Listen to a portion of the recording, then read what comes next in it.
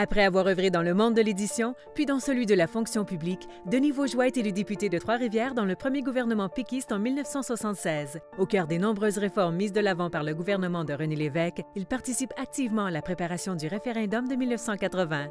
Bienvenue à Mémoire des députés.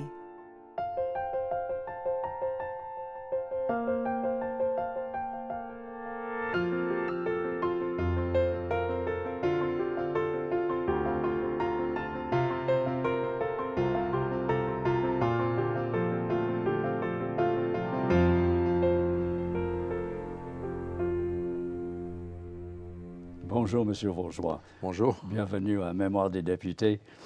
Vous êtes né à Saint-Tite, oui. Mais pendant la dépression, votre famille a déménagé à Trois-Rivières. Oui. Et c'est intéressant, les priorités de votre père pour ce déménagement-là.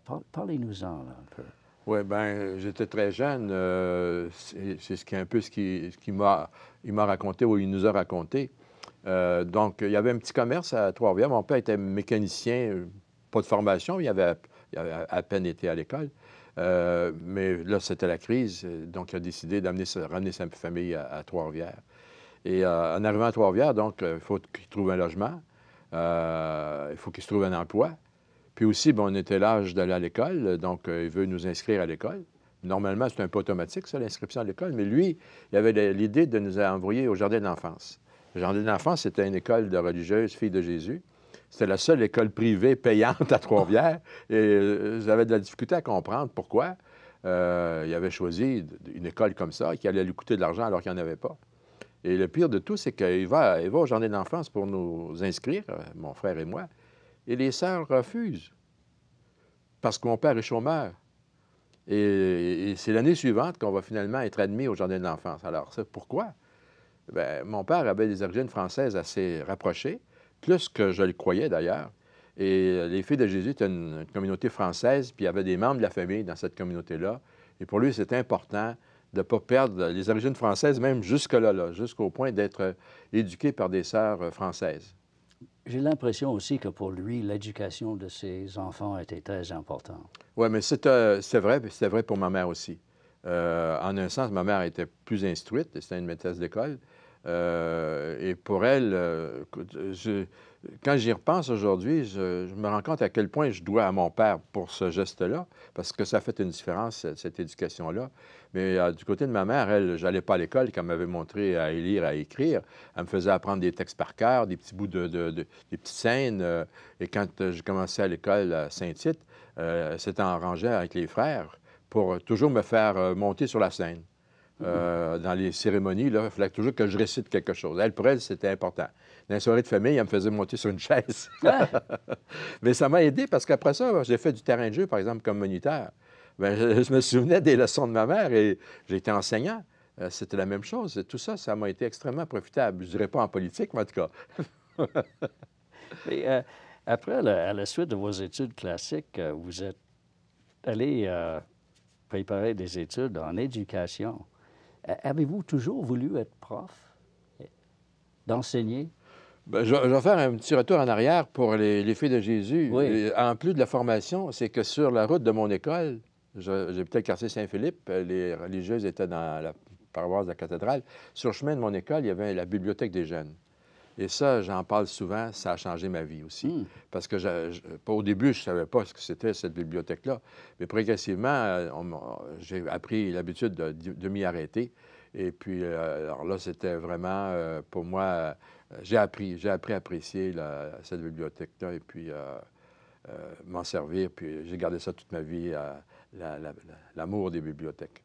Mais est-ce que ça vous a amené vers l'enseignement? Je dirais finalement que peut-être que le terrain de jeu, c'est pas la même chose, mais c'est un peu... Il y a quelque chose de parallèle parce que on est surtout dans un contexte de vacances.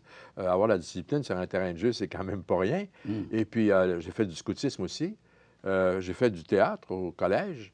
On faisait même de la radio. On était extrêmement actifs. Donc, finalement, puis probablement la liberté que me donnaient mes parents, mon père n'étant pas un médecin, un avocat, pour lui, il suffisait que je sois instruit.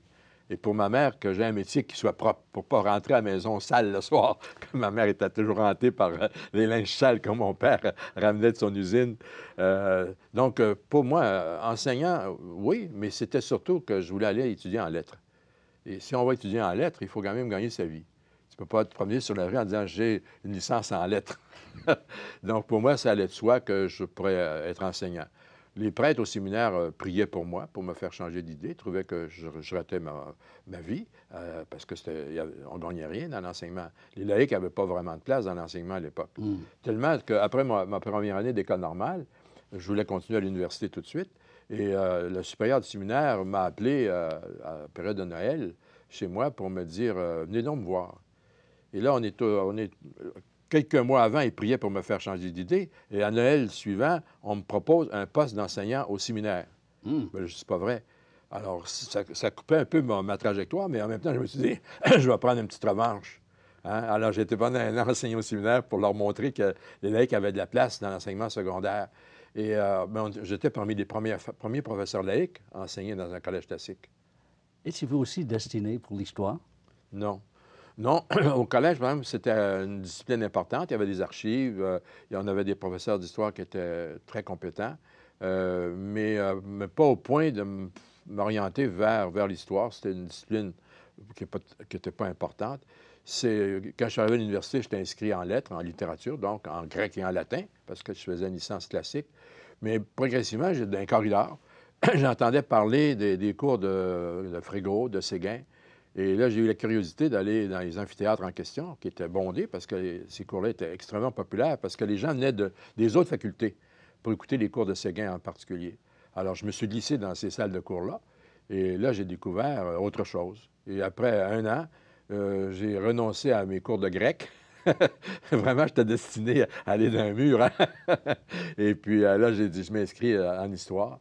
Et quand j'ai fini, j'avais donc une maîtrise en histoire et j'ai continué en histoire, mais je ne pouvais pas avoir de poste en histoire. Il n'y avait pas de possibilité d'avoir un poste plein temps en histoire. Donc, j'enseignais la psychopédagogie, j'enseignais les mathématiques beaucoup. Mais progressivement, les années en passant, j'avais de quoi me faire un plein temps en histoire. Parlant d'histoire, en 1963, vous avez fondé Boréal Express avec Jacques Lacossière, un énorme succès. D'où vient cette idée de prendre l'histoire et de la présenter comme de l'actualité? Oui, bien, on est parti d'un constat, c'était la campagne pour la nationalisation de l'électricité. En Mauricie, la Shawinigan était une compagnie très importante et les gens étaient un peu inquiets parce qu'ils allaient perdre les avantages qu'avait supposément créé la Shawinigan. Mais mon père avait un autre discours. Parce que ma famille, vous avez parlé de Saint-Tite, mais ma famille a d'abord été établie sur la bord du Saint-Maurice. Les Vosgeois, c'est les premiers Français à s'installer en Haute-Mauricie. Et puis là, mon père, lui, se souvenait que la première maison était sur le bord du Saint-Maurice. Ils ont dû déménager au début parce que les crues étaient très importantes sur la rivière. Mais progressivement, le problème, c'était plus les crues, les inondations, mais c'était les barrages de la Shawinigan qui forçaient les gens à reculer. Et là, on expropriait. La Shawinigan se permettait d'exproprier les gens. Il leur donnait 15 $, puis allez-vous-en. Hein? Alors, mon père avait le souvenir du comportement de la Shawinigan et certains incidents comme ça. Puis d'autres, on entendait le discours public, puis c'était un autre discours qu'on entendait là, sur la nationalisation et le discours que tenait la Shawinigan. Donc, on s'est dit, les gens ne connaissent pas leur histoire. Nous autres non plus, on ne la connaissait pas beaucoup, mais on avait le goût de la faire connaître. Et là, on est parti le journal de la femme, le journal de l'Église. Moi, j'étais déjà très intéressé par la question juive, donc le journal d'Israël. Alors, c'était des journaux qui existaient. Alors, on a examiné la formule, puis on s'est dit, on va aller plus loin. Nous, on va avoir un journal là, qui va vraiment être de l'actualité. Et donc, un numéro racontait des événements entre la date précédente et cette date-là. Et on écrivait comme un journaliste écrit au présent, sans connaître le futur, en utilisant le langage de l'époque. Écoutez, on était un peu naïfs. On a tiré le premier numéro à 15 000 copies. Ça n'a aucun sens, hein? On a tout vendu. Et dans les premiers mois, on avait un tel succès que ce qui a failli nous tuer, c'est le succès. On recevait 1000 abonnés par mois. On n'était pas équipé pour traiter 1000 abonnés. À l'époque, là, c'était pas l'informatique. Là, on faisait des petites fiches, puis c'était archaïque, hein? Alors, là, on était obligé d'engager des gens et tout, mais ça, on est passé à travers, si vous voulez. Donc, c'était un grand succès. Un grand succès, puis le jour où on a été essoufflé, là, on a décidé de faire une synthèse d'histoire. Et c'est devenu Canada-Québec, qu'on a fait en 68. Et ce livre-là existe encore aujourd'hui. C'est les tirages cumulatifs de ce livre-là, là, c'est 400 000 copies et plus. Et c'est encore l'ouvrage de référence, Canada-Québec. Mais ça, mais là, je le dis tout de suite, c'est que je n'étais pas encore historien, là. C'est un enseignant, et puis là, j'allais commencer une carrière de fonctionnaire. Et là, l'histoire était présente, mais après 68, après Canada-Québec, là, j'ai commencé une carrière de fonctionnaire. Et c'est seulement après avoir fait de la politique que là, je suis vraiment revenu à l'histoire. En parlant de ça, est-ce que c'est vrai que le ministère de l'Éducation vous a recruté à cause de votre succès à l'émission Tous pour un? J'ai eu un sourire parce que je pensais que vous alliez me demander autre chose, parce que je critique souvent le ministère de l'Éducation à ses débuts. Mais on faisait le journal Boréal, on avait du succès, mais pour nos épouses, Jacques Lacourcière et moi, c'était pas... Le succès nous coûtait beaucoup de temps, nous privait de la vie de famille. En tout cas, nos femmes avaient des petits reproches à nous faire. Et quand le truc de Tous pour un, l'émission de Tous pour un a commencé, alors, nos femmes nous ont provoqués. On dit, vous savez tout, vous autres, puis vous n'êtes pas tellement rentable. Allez donc, vous présenter. Il y a 5 000 à gagner. Fait qu'on a attendu parce que Tous pour un, c'était sur tous les sujets. Puis un bonjour, il y a eu un sujet en histoire.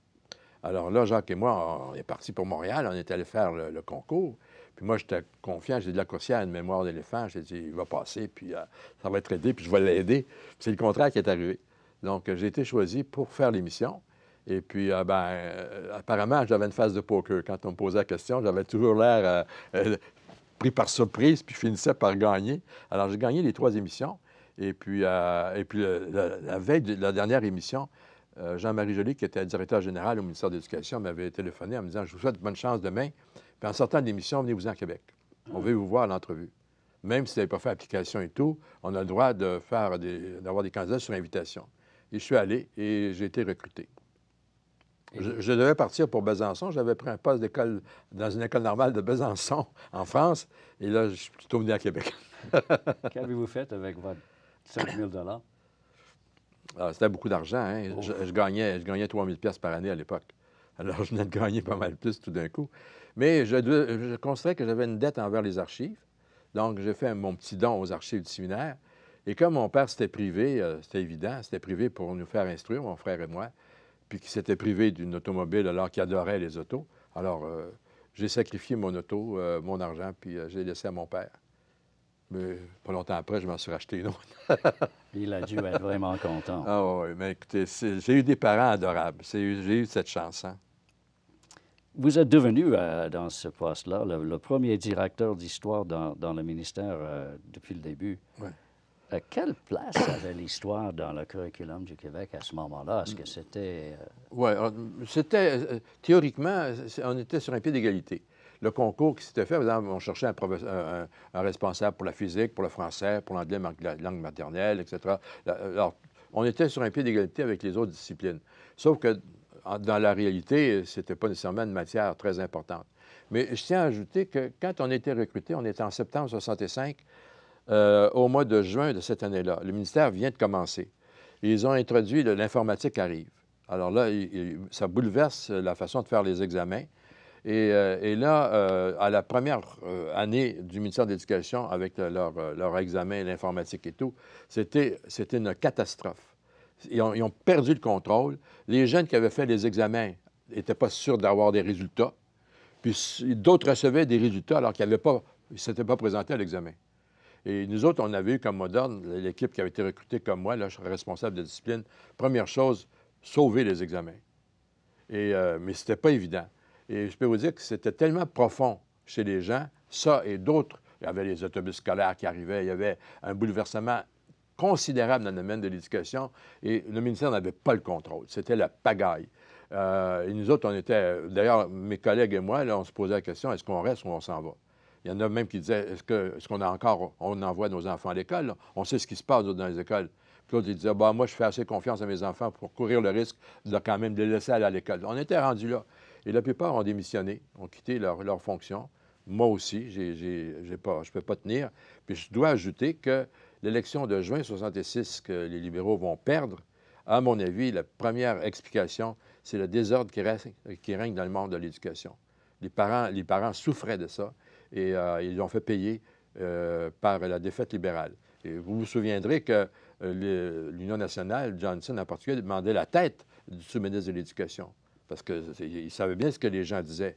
Mais finalement, l'Union nationale a été élue, à la surprise de beaucoup, et puis Tremblay avait gardé son poste, puis le ministère s'est ressaisi, par exemple. S'était ressaisi, et c'est là une belle période. On pense toujours que ça arrête avec les libéraux. Mais non, l'Union nationale, c'est eux autres qui vont mettre en place les cégeps, ils vont mettre en place l'Université du Québec, puis ils vont donner un sens à la réforme et au ministère de l'Éducation. Quand vous êtes parti, vous êtes allé au ministère des Affaires intergouvernementales. Oui. Faites pas un petit job non plus, directeur général des relations internationales. Ouais. C'était un moment où le Québec s'ouvrait. Ah, ben là, c'est sûr, c'est sûr. Déjà en 65-66, il y avait eu des accords avec la France.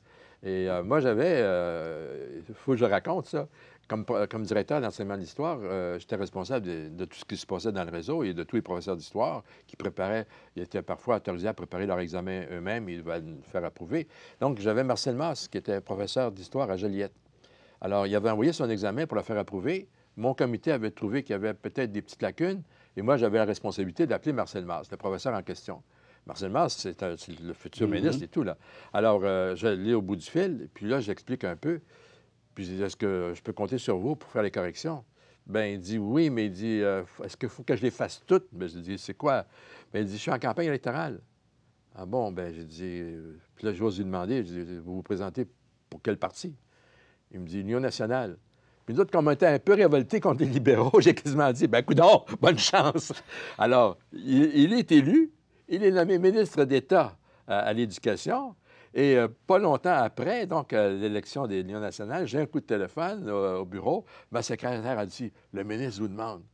Moi, j'ai dit, qu'est-ce que j'ai fait? Le ministre, parce qu'il y en avait deux. Il y avait le vrai ministre, Bertrand, puis il y avait le ministre d'État. Mais là, c'est le ministre d'État qui voulait me parler. Alors, il dit, c'est Marcel Masse, ton ministre.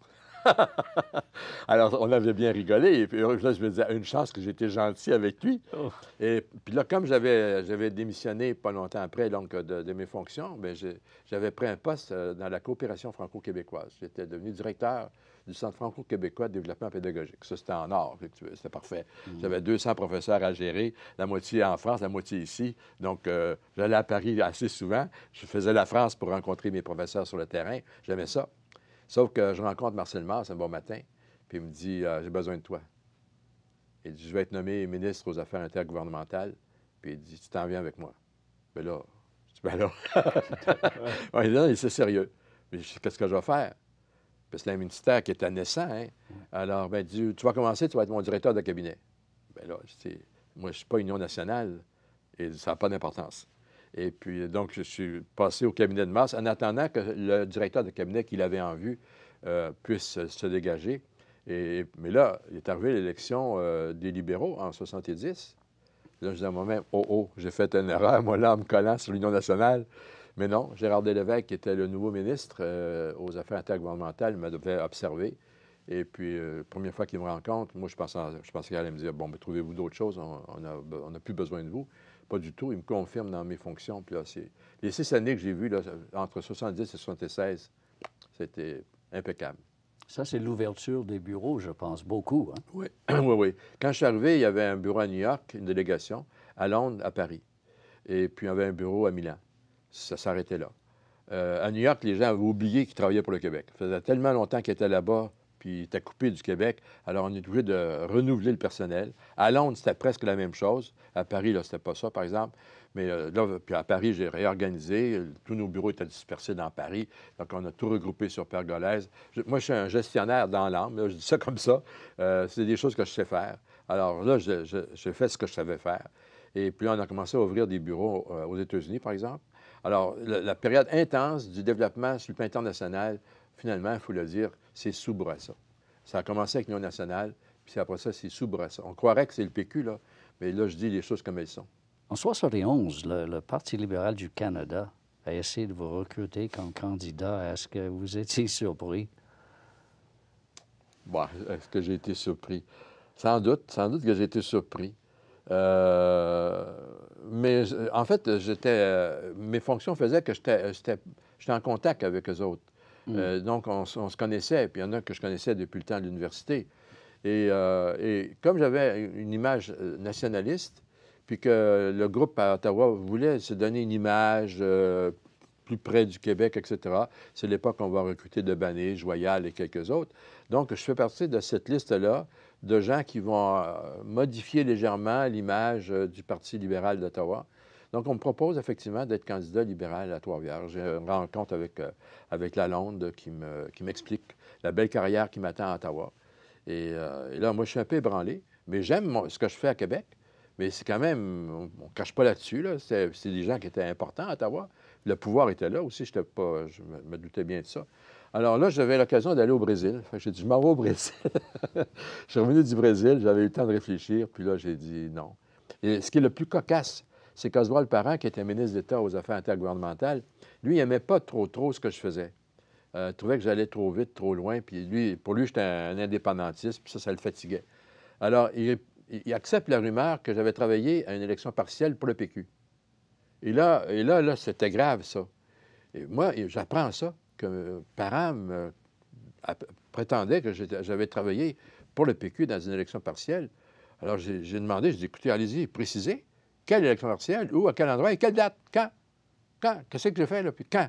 Alors, on me sort les dates. Moi, je sors mon agenda, et le soir en question, là, j'étais dans la chambre de Jean Chrétien, à la suite plutôt, de Jean Chrétien au Château Frontenac. Jean Chrétien était à une réunion de libéraux à Québec. Et là, il était sorti de sa réunion de libéraux pour avoir un entretien de 3 heures avec moi pour achever de me convaincre. Alors, j'ai fait dire à Oswald Parent, vous tombez mal. Moi, j'ai un alibi. C'est Jean Chrétien. Oui. Mais écoute, en 2 années plus tard, vous avez refusé la candidature péquiste dans Champlain. Oui. Pour les mêmes raisons? Non, pas du tout. Pas du tout. Non. Ben, je vais le dire très simplement. C'est que Claude Morin, qui était notre sous-ministre, allait être candidat péquiste. Yves Michaud allait être candidat péquiste, ou en tout cas, il était proche du PQ. Jean Taillon, qui était un haut fonctionnaire du ministère, allait être candidat quelque part. Et moi, je lui dis, si je vais moi aussi, là, je vais accréditer l'image d'un ministère bourré de péquistes, puis je voulais pas ça. Alors, je trouvais que j'étais mieux de rester à mon poste. Sauf que l'élection de 73, les libéraux, ils remportent, je pense, 102 sièges sur 108. Et là c'est un peu... Ils perdent les pédales. Là, c'est la chasse aux sorcières, puis n'importe quoi. C'est une trop forte victoire. Ils ne sont pas capables de la digérer, finalement. Et là, moi, je sens que ça ne fonctionne plus. Avant, j'avais l'appui de Bourassa, son cabinet. Mais là, Bourassa lui-même est débordé par sa meute, puis la meute qui sont insatisfaits parce que tout le monde veut des postes, tout le monde veut profiter de la victoire. Alors là, je sens que mes dossiers progressent moins. Et puis, j'annonce à mon ministre que je vais quitter. Et là, Gérard D, il me dit, non, tu restes. Puis, quelques mois après, j'ai dit, non, laissez-moi partir. Puis, il dit, qu'est-ce que tu vas faire? Ben, je dis, je ne le sais pas encore. Ben, il dit, je vais te proposer pour des postes à l'étranger. Et il dit, on a toujours des ententes avec l'ACDIE. Alors, il y a un dossier au Pérou, il y a un dossier au Maroc. Et finalement, j'ai accepté ces dossiers-là. Pour moi, c'était parfait. Mais donc, j'étais dans des postes au Pérou et au Maroc quand les élections de 1976 se sont annoncées. Oui, en parlant de 1976, vous avez, comme vous dites, une belle carrière comme historien puis fonctionnaire, surtout à ce moment-là. Historien, pas encore vraiment, oui, parce que j'avais mis de côté le Boréal, mais j'étais éditeur quand même à temps partiel. Hein? Oui. Je faisais l'édition au Boréal. Et surtout comme fonctionnaire. Alors, pourquoi avez-vous finalement décidé de tout laisser ça et devenir politicien actif? Je ne sais pas qu'est-ce que les autres vous répondent quand vous posez des questions comme ça. Moi, j'ai de la difficulté à répondre. Mais j'y avais pensé, hein? Et avec Gérard Godin, qui était un grand ami, quand on s'excitait un peu, là, on en parlait. Et c'est clair que on a un idéal d'indépendance. Si on voit le Québec indépendant, pas pour se battre, pour que les gens soient motivés.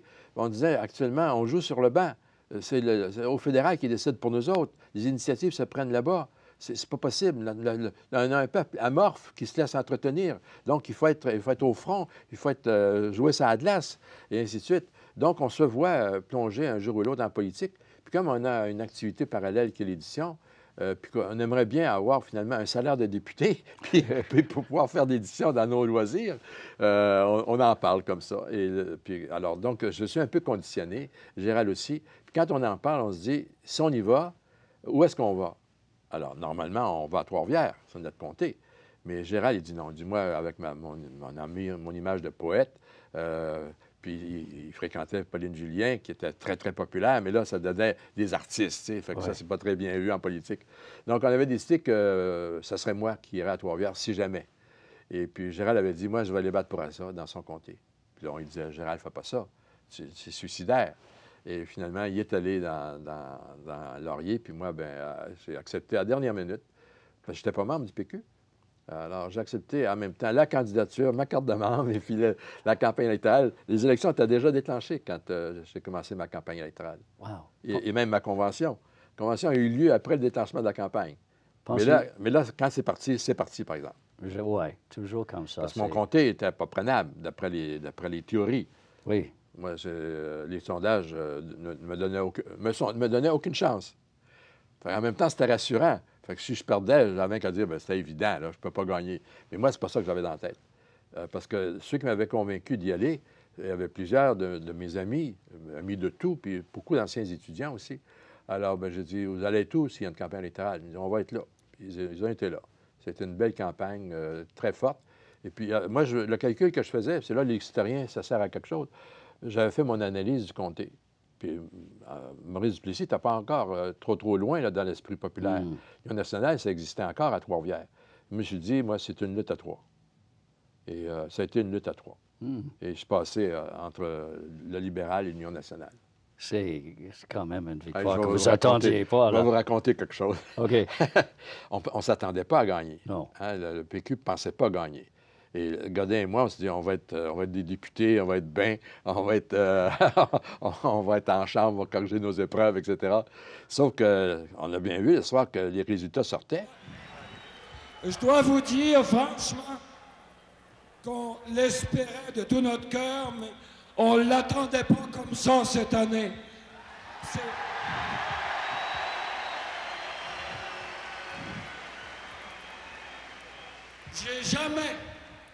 J'ai jamais pensé que je pouvais être aussi fier d'être Québécois que ce soir.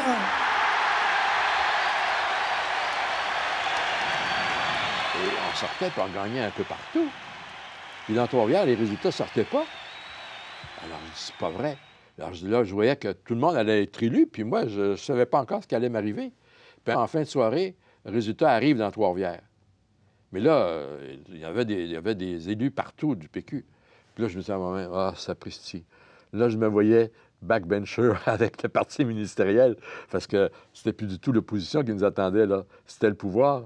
Puis moi, j'avais pas gravi mes échelons dans le PQ, là. J'avais pas de mérite dans ce parti-là. Je savais très bien ce qui m'attendait. J'allais être le dernier à la queue, là. Et finalement... Alors, j'étais à la queue, hein, au début. C'est un bon début quand même, là. Mais merci beaucoup, M. Bourgeois. Merci.